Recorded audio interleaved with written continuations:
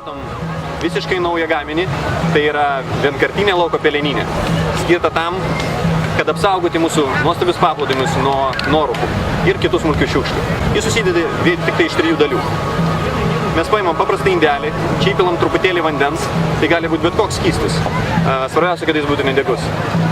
Po to įdedam intarpą, kurio vidury arba šalia šone yra kiaurymė.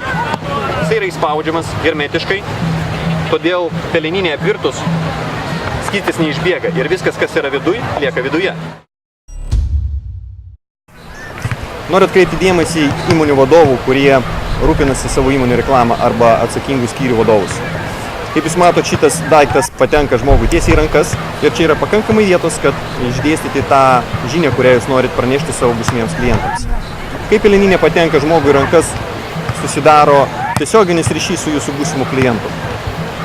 Kviečiu visus naudoti naujus reklamos būdus, tuo pačiu gelbstant mūsų paplūdimius ir mūsų aplinką nuo teršimo.